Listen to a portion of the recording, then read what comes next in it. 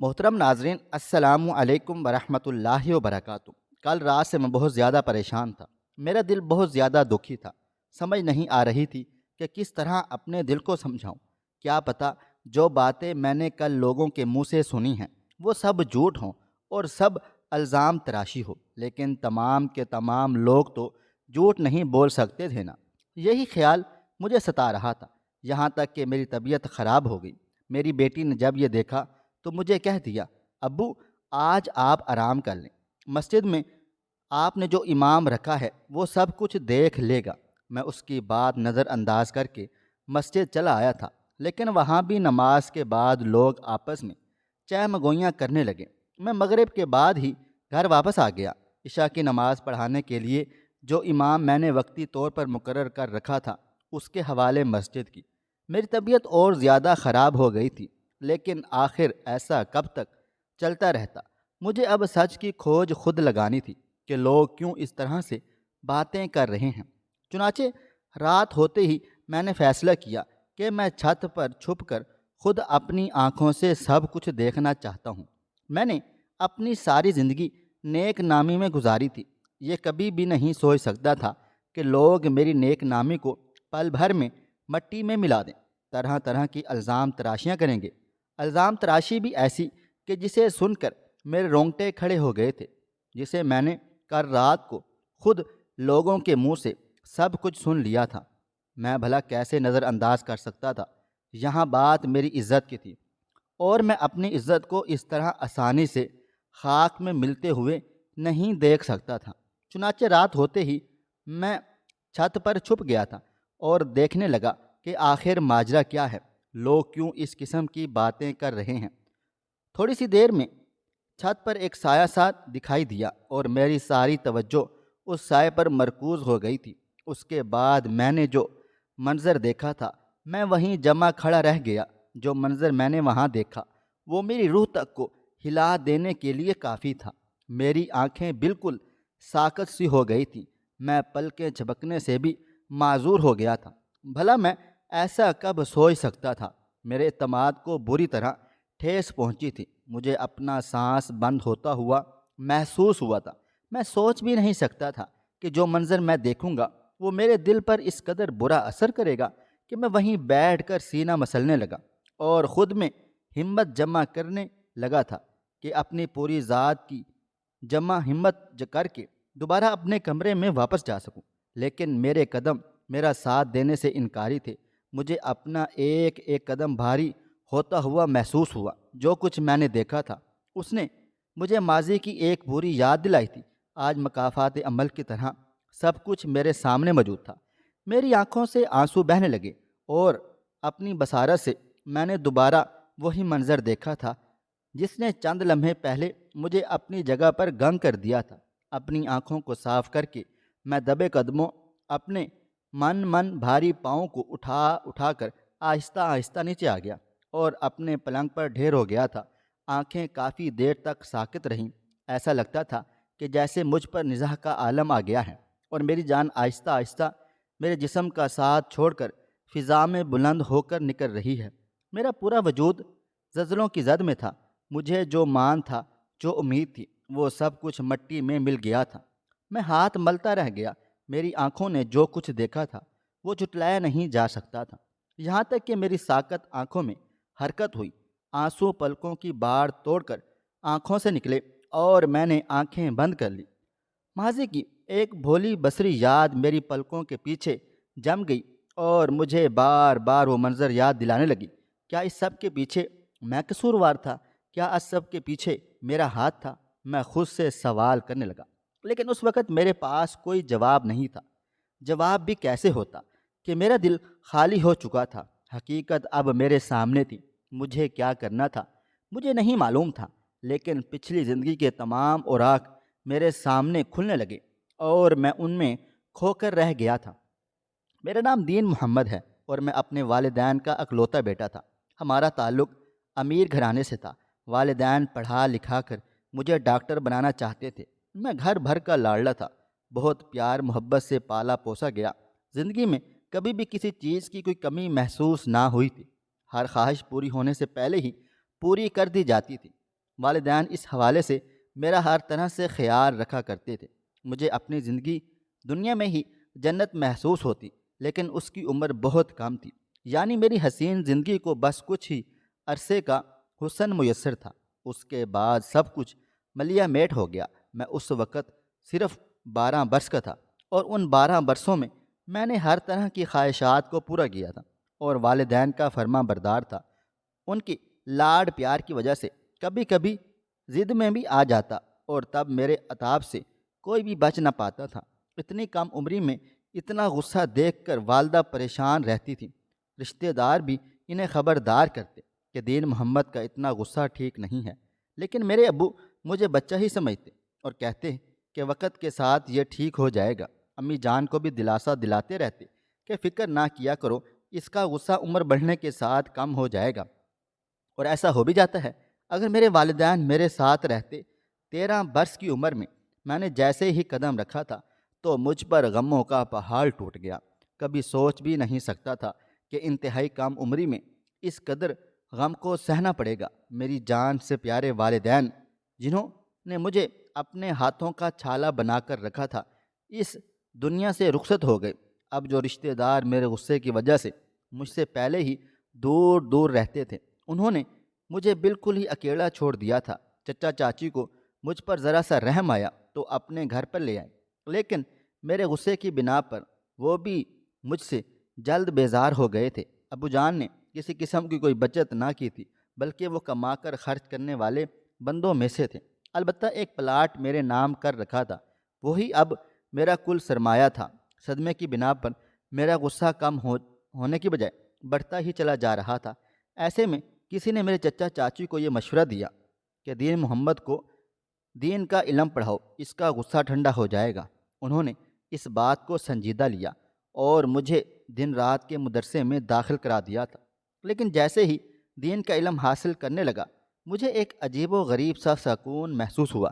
چچا چاچی نے مجھے وہاں داخل کروا کر جیسے اپنی زندگی سے ہی نکال دیا تھا۔ انہوں نے وہاں مدرسہ کی انتظامیہ کو میرے حوالے سے یہ بتایا تھا کہ یہ یتیم بچہ ہے اور مسافر ہے، چنانچہ اس کے تمام اخراجات آپ خود سنبھالیں گے۔ میں انہیں بتانا چاہتا تھا کہ میں یتیم ضرور ہوں، لیکن مستحق نہیں ہوں، پر استاد سے جب اس حوالے سے تفصیلی بات چیت کرنا چاہی تو انہوں نے مجھے جو کچھ بتایا وہ میرے پیروں تلے سے زمین نکالنے کے لیے کافی تھا۔ میں صرف 15 برس کا تھا۔ انہوں نے مجھے بتایا کہ بیٹا، آپ واقعی میں مسافر ہو۔ چچا چچی نے آپ کی سرپرستی پر سے ہاتھ کھینچ لیا ہے۔ ان کی بات سن کر مجھے شدید صدمہ ہوا تھا۔ بھلا میں تو دن رات کے مدرسے میں داخل تھا، کم سے کم وہ میری سرپرستی تو کر ہی سکتے تھے نا۔ میں یتیم تھا، انہیں اس بات کا خیال رکھنا چاہیے تھا، پر انہوں نے ہر چیز سے خود کو آزاد کر لیا اور مجھے ہمیشہ ہمیشہ کے لیے مدرسے والوں کے حوالے کر دیا تھا۔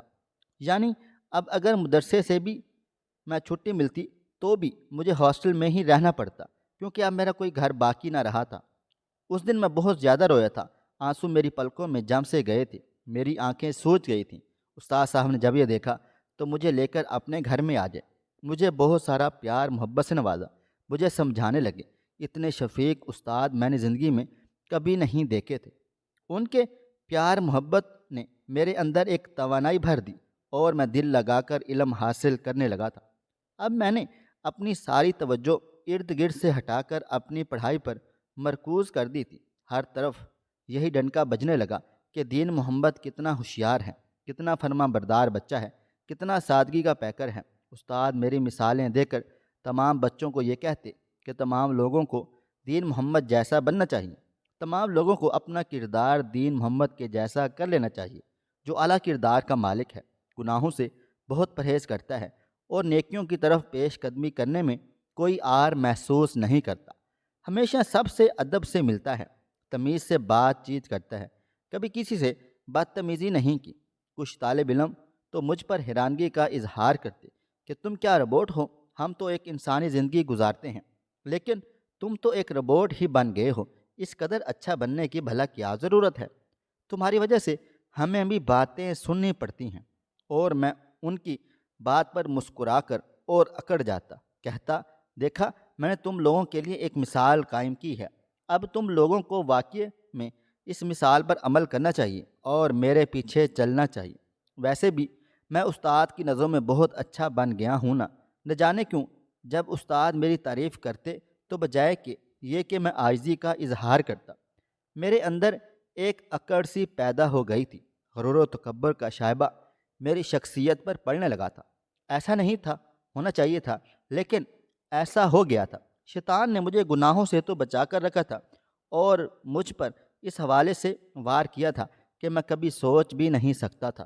استاد جب میری تعریف کرتے تو میں اسے اپنا حق سمجھ کر وصول کرتا اور دوسروں کو کیڑے مکوڑے سمجھنے لگتا۔ میں یہ سب کچھ کیوں کرتا تھا مجھے معلوم نہیں تھا، لیکن جلد ہی مجھے اس بارے میں خبر ہو گئی تھی کہ وہ احساس کمتری تھا جس نے مجھے یہ سب کرنے پر مجبور کر دیا تھا۔ میرے اپنوں نے مجھے چھوڑ دیا تھا، میری سرپرستی سے ہاتھ اٹھا لیا تھا، حالانکہ میں ان کا خون تھا۔ اپنی اس ذات کی کمی کو دور کرنے کے لیے میں اپنی ذات پر اچھائی کا خول چڑھا دیا تھا۔ ایسا نہیں تھا کہ میں صرف اچھائی کا ڈھونگ کرتا، بلکہ میں واقعی میں اچھے کام کاج کیا کرتا، ہر ایک سے ادب اور تمیز سے بات کرتا۔ لیکن جب کوئی میری مثال دے کر اس حوالے سے میری تعریف کرتا تو میری گردن میں سریا فٹ ہو جاتا اور میں خود کو کوئی اعلیٰ مخلوق سمجھنے لگتا تھا۔ میں اب 18 سال کا ہو چکا تھا، میں نے اپنی تعلیم بھی مکمل کر لی تھی اور استاد صاحب نے مجھے مدرسے میں پڑھانے کے لیے اپنے ساتھ ہی رکھا ہوا تھا۔ میں اب وہاں پڑھائی کے ساتھ ساتھ دوسرے تمام بچوں کو پڑھانے لگا۔ تمام لوگ مجھے اپنی ذات میں اعلیٰ و عرفہ اور مکمل سمجھتے تھے، لیکن میں اچھی طرح جانتا تھا کہ میری ذات میں کس چیز کی کمی ہے۔ میری زندگی میں محبت کی اشد کمی تھی، جو صرف 12 برس ہی میں مجھے میرے والدین سے ملی تھی۔ اس کے بعد اس پر ایک فل سٹاپ سا لگ گیا تھا۔ استاد مجھ سے بہت پیار محبت کرتے تھے، اسی وجہ سے انہوں نے اپنی بیٹی سے میری شادی کروا دی تھی اور یوں میں اور زیادہ سب سے نمایاں مقام حاصل کر گیا تھا۔ سب لوگ مجھے رشک بھری نگاہوں سے دیکھتے کہ دیکھو دین محمد نے دین کی تعلیم بھی حاصل کر لی اور استاد کا منظور نظر بھی ٹھہر گیا، ان کا داماد ہی بن گیا۔ اس بات پر میں اور زیادہ اکڑ جاتا اور انہیں کہتا، دیکھا دل لگا کر پڑھو گے تو یہ سب کچھ حاصل ہوگا، ورنہ کچھ حاصل نہ ہوگا۔ ہونا تو یہ چاہیے تھا کہ میں ان کی بات پر عاجزی اختیار کرتا، اپنی ذات کو پس پشت کر کے صرف یہ کہتا یہ سب کچھ استاد کی محبت کی بنا پر ہے، ورنہ میں کچھ بھی نہیں ہوں۔ لیکن اس کے برعکس میں نے سب کو یہ باور کرا دیا کہ میں نے اپنی شخصیت کی بنا پر ہی استاد کے سامنے یہ مقام حاصل کیا ہے اور ان کا داماد بن گیا ہوں۔ اب میں 24 برس کا ہو گیا تھا، میری شادی کو 1 سال ہو گیا۔ میرے گھر ایک ننھی پری نے جنم لیا تھا، اسے دیکھتے ہی دیکھتے مجھے اپنے والدین شدت سے یاد آئے تھے۔ میری بیوی بھی بہت نیک اور صالح تھی، استاد صاحب کی بیٹی تھی، کیسے نہ نیک ہوتی، وہ عاجزی کا پیکر تھی۔ تبھی استاد صاحب کی کوششوں سے میں ایک مسجد کا امام بن گیا تھا، وہاں میں بچوں کو قرآن پاک کی تعلیم دیتا۔ یہ سرکاری نوکری تھی تو استاد صاحب کی محنت کی بدولت مجھے ملی تھی، تنخواہ اچھی خاصی تھی، گزارا ہو رہا تھا، 5 وقت نماز کی امامت کرنی تھی اور پھر درس دینا تھا۔ مجھے یہ سب کچھ اچھی طرح آتا تھا، اس لیے مجھے کوئی مشکل پیش نہ آئی۔ اب لوگ میرے پاس آتے، اپنے بچوں کو میرے پاس بٹھا کر چلے جاتے، وہ مجھے بہت اچھا سمجھتے اور ایسا تھا بھی، لیکن نہ جانے کیوں میری شخصیت میں ایک دکھاوا سا آ گیا تھا۔ میں لوگوں کو اچھا بن کر دکھاتا، اچھا بن کر ان سے ملتا، لیکن پھر پیٹھ پیچھے ان کی برائیاں بھی کرتا تھا۔ میری بیگم مجھ سے کہتی کہ آپ ایسا نہ کریں، یہ ٹھیک نہیں ہے، آپ کو اپنے اندر عاجزی پیدا کرنی چاہیے۔ میں اس کی بات کو نظر انداز کر دیتا اور کہتا، یہ لوگ کون ہیں مجھ پر سوال اٹھانے والے؟ یہ لوگ گناہ گار ہیں، میں نیک ہوں، میں ان کو سیدھی راہ دکھانے والا ہوں۔ ان لوگوں کو چاہیے کہ یہ لوگ میرا دم بھریں پھریں، یعنی کہ میرے اندر تعریف اور نمود و نمائش کی خواہش پیدا ہو گئی تھی، جس پر میں کسی طور پر قابو حاصل کرنے میں ناکام رہا تھا۔ اور تو اور مجھے اس بات کا اندازہ بھی نہیں ہو پایا تھا کہ کب میرے اندر غرور و تکبر نے آگ پکڑ لی اور میں بلا وجہ لوگوں کو نہ صرف ڈانٹنے لگا بلکہ ان کی بے عزتی بھی کرنے لگا تھا اور انہیں دین کا حوالہ دے کر دین سے قریب کرنے کی بجائے دین سے دور کرنے لگا ہوں۔ اسی دوران میری بیگم سخت بیمار ہو گئیں اور وہ انتقال کر گئی تھی۔ میری بیٹی بہت چھوٹی تھی، میں زندگی کا یہ صدمہ برداشت کرنے کے بالکل بھی قابل نہ تھا، لیکن اپنی بیٹی کے حوالے سے مجھے یہ سب کچھ کرنا تھا۔ میری آنکھوں میں وہ منظر گھومنے لگا جب میں اکیلا پڑ گیا تھا اور تمام لوگوں نے میرا ساتھ چھوڑ دیا، یہاں تک کہ میرے اپنوں نے میری سرپرستی سے بھی اپنا ہاتھ کھینچ لیا تھا۔ یہ سب کچھ انتہائی تکلیف دہ اور دردناک تھا۔ میں اپنی بیٹی کو اس دکھ سے ہرگز نہیں گزارنا چاہتا تھا، اس لیے میں اس کا اچھے سے خیال رکھنے لگا، یہاں تک کہ میں نے اس کے لیے دوسری شادی بھی نہ کی تھی اور اپنی تمام تر توانائی اس کی پرورش پر خرچ کر ڈالی تھی۔ وہ انتہائی نیک اور اچھی بیٹی ثابت ہوئی تھی۔ جیسے جیسے بڑی ہوتی گئی میرا خیال رکھتی گئی۔ میں نے دین کا علم حاصل کرنے کے لیے اسے ایک مدرسے میں داخل کروا دیا۔ وہ بہت اچھا پڑھتی تھی، اس کے استاد اس کی تعریف کرتے تھے۔ جب کوئی مجھ سے ملتا اور میری بیٹے کی تعریف کرتا تو میں اس سے یہی کہتا کہ وہ اپنے باپ کر گئی ہے۔ اس کا باپ بھی اپنے زمانے کا طالب علم بھی اس قدر ہوشیار چلاک تھا، نیک اور فرما بردار تھا۔ وہ بالکل اپنے باپ کا عکس ہے۔ میرا سر فخر سے بلند ہو جاتا اور میں اپنی تربیت اور تعلیم پر رشک کرنے لگتا۔ نہ صرف خود رشک کرتا بلکہ لوگوں کو بھی بتاتا کہ میری تربیت ہی ایسی ہے کہ وہ نیک بن رہی ہے، جبکہ لوگ اپنے بچوں کو نیک بنانے پر توجہ نہیں دیتے، پھر کہتے ہیں ہمارے بچے بگڑ گئے ہیں، ہمارے بچے ہمارے ہاتھوں سے نکل گئے ہیں۔ جانے انجانے میں ہم ان کی تربیت میں غلطی کر بیٹھتے ہیں اور پھر ہم زمانے کو قصوروار ٹھہراتے ہیں۔ اگر میری طرح تربیت اچھی کی جائے تو بچے کیوں نہ نیک بنیں گے؟ نہ جانے میں کیوں بڑے بڑے بولنے لگ گیا تھا۔ مجھے نہیں پتا تھا کہ میرے یہی بڑے بڑے بول میرے ہی منہ میں آ جائیں گے اور تب میں انہیں نہ اگل سکوں گا اور نہ ہی نگل سکوں گا۔ مجھے اپنی بیٹی پر پورا بھروسہ تھا۔ میں پورا دن مسجد میں گزارتا تھا، تب بھی مجھے یہ اطمینان تھا کہ وہ کوئی غلط کام نہیں کرے گی بلکہ اپنی عزت اور میری عزت کا بھرپور خیال رکھے گی۔ لیکن مجھے کیا پتا تھا کہ میری یہ خام خیالی ہوگی اور مجھے ایسے غم سے دوچار ہونا پڑے گا جو میں نے کبھی سوچا بھی نہ تھا۔ مجھے اپنی تعلیم و تربیت پر بہت زیادہ غرور تھا۔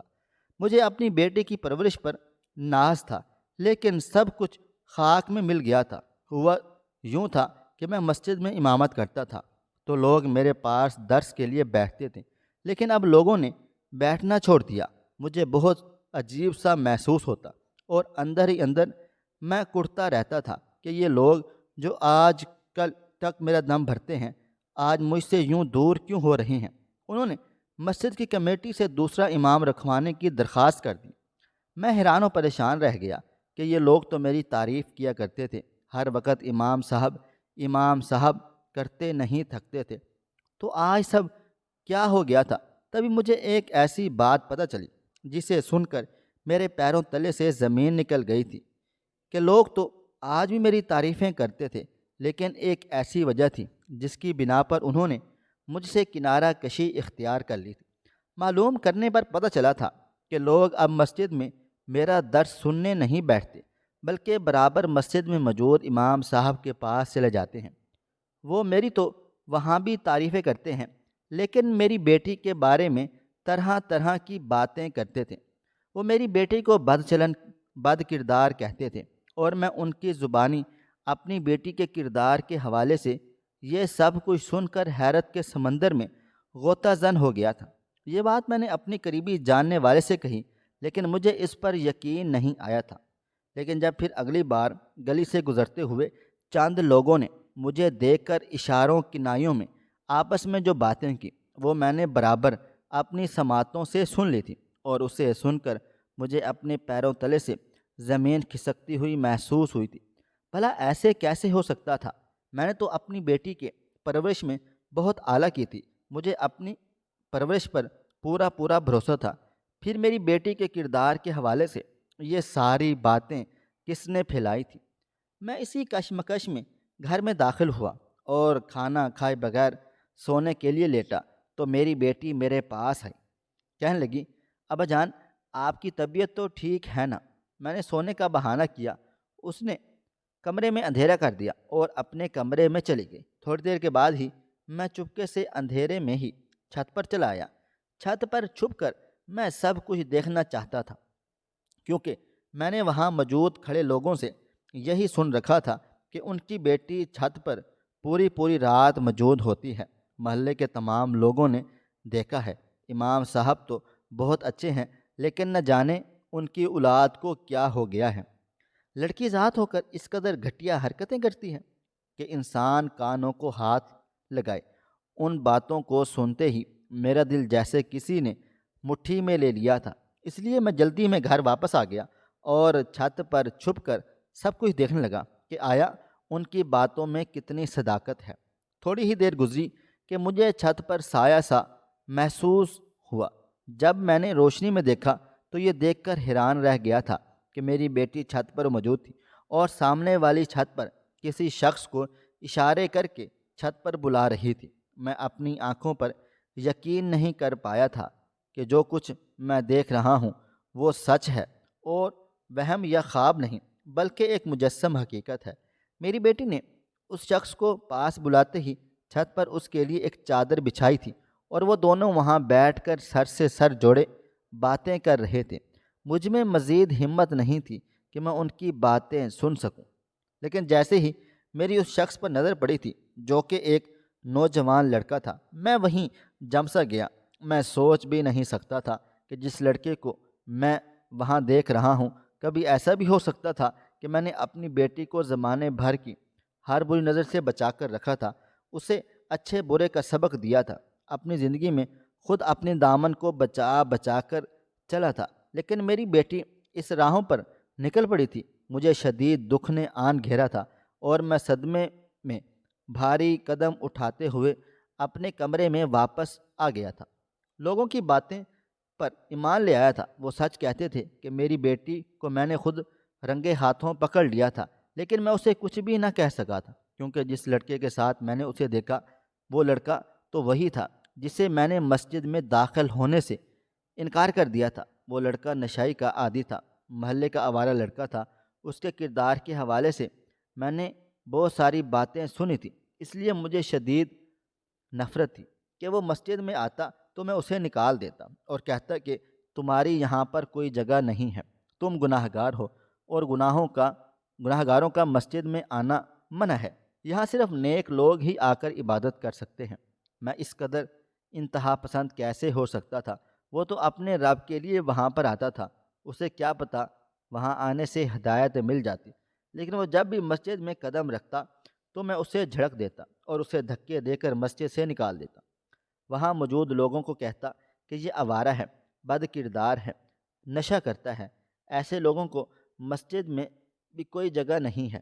بھلا نشائی لوگ مسجد میں کیوں آتے ہیں؟ وہ تو اللہ سے دور رہیں تو پھر دور ہی رہیں، کیوں مسجد کو گندہ کرنے آ جاتے ہیں؟ میں اس کے ماں باپ پر بھی انگلی اٹھاتا کہ انہوں نے اپنے بچے کی پرورش ٹھیک نہیں کی، اسی وجہ سے آج وہ برائیوں میں گھرا ہوا ہے۔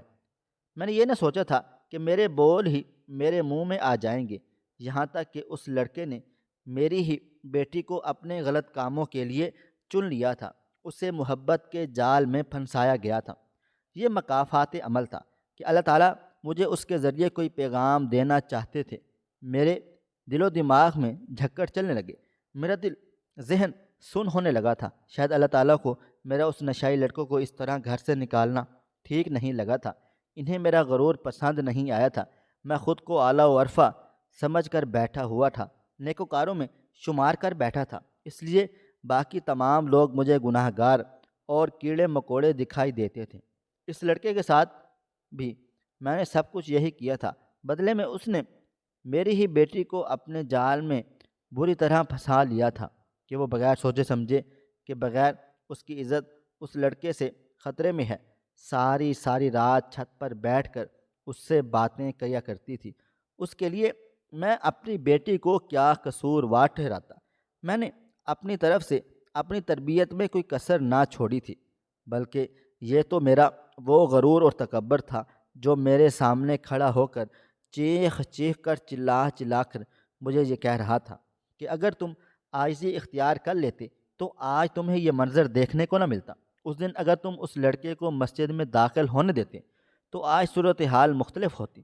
تم نے نیک لوگوں، والدین پر سوال اٹھا دیا جنہوں نے اپنے بیٹے کی پرورش میں کمی نہ چھوڑی، لیکن پھر بھی وہ راہ سے بھٹک گیا تھا۔ یہ ان کی آزمائش تھی جو اللہ تعالیٰ نے ان کے نصیب میں لکھ ڈالی تھی۔ تم نے ان کی آزمائش میں اپنی تمام باتوں کے زہر سے 4 چاند لگا دیے تھے۔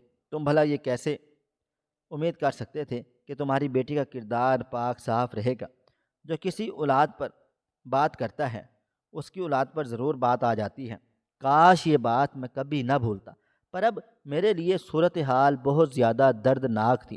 بار بار وہ منظر میری آنکھوں کے سامنے گھوم رہا تھا جہاں میری بیٹی اس لڑکے کے ساتھ سر سے سر جوڑے انتہائی خوشگوار انداز میں باتیں کر رہی تھی۔ اس لڑکے نے جان بوجھ کر ایسا ہی کیا تھا، میں اچھی طرح جانتا تھا، لیکن غلطی اس کی نہیں تھی، غلطی میری تھی۔ میں نے اسے حقیر جانا تھا اور اسے گناہ گار بنا دیا تھا، قرار دیا تھا۔ تمام لوگوں کے سامنے اسے رسوا کیا، اسے مسجد سے نکال دیا، اسے خون کے آنسو رلایا۔ تو وہ دن مجھے اچھی طرح یاد تھا کہ وہ میرے قدموں میں گر کر معافی مانگ رہا تھا کہ میرے کردار کی دھجیاں نہ اڑیں، میرا اور میرے گناہوں کے درمیان پردہ باقی رہنے دے۔ میرا رب سب کچھ دیکھ لے گا، وہ مجھے معاف کر دے گا۔ لیکن میں فرعون بن گیا تھا۔ اپنی نیکی کا اتنا گھمنڈ تھا کہ اسے سب کے سامنے بے عزت کر کے مسجد سے نکال دیا تھا۔ اس کے ماں باپ کو بھی برا بھلا کہا تھا، لیکن اب میرے دل و دماغ کو میرے ساتھ کیا ہوا تھا؟ دنیا گول ہے، ہم جہاں سے شروع کرتے ہیں وہیں آ کر سب کچھ ختم ہو جاتا ہے۔ میری بیٹی نے مجھے یہ بات سکھا دی تھی۔ اب میرے پاس کوئی چارہ نہ تھا سوائے اس بات کے کہ ان دونوں کا نکاح کر دیا جائے اور انہیں ان کے حال پر چھوڑ دیا جائے گا۔ میں نے دوبارہ سے ہمت کر کے اٹھا اور جیسے ہی چھت پر پہنچا تو یہ دیکھ کر حیران و پریشان رہ گیا کہ وہ لڑکا کہیں بھی نظر نہیں آ رہا تھا اور میری بیٹی زار و قطار رو رہی تھی۔ مجھے دیکھ کر تھر تھر کانپنے لگی۔ میں وہیں بیٹھ گیا، اس کے سر پر شفقت سے ہاتھ رکھا اور کہنے لگا، میں سب کچھ جانتا ہوں، تمہیں ڈرنے کی ضرورت نہیں ہے، میں تمہاری شادی اس سے کروا دوں گا، تم یہی چاہتے ہو نا؟ اس نے میری طرف نمناک آنکھوں سے دیکھا اور پھر میرے گلے لگ کر زار و قطار رونے لگ گئی تھی۔ کہنے لگی، وہ مجھے چھوڑ کر چلا گیا ہے اور جاتے جاتے اس نے مجھ سے یہ بات کہی ہے کہ میرا مقصد پورا ہو گیا ہے، تمہارے باپ کو نیچا دکھانا تھا، میرا مقصد تھا کہ تمہیں بے عزت کرنا، میرا مقصد تھا، اور یہ سب کچھ تمہارے باپ کی وجہ سے ہوا ہے۔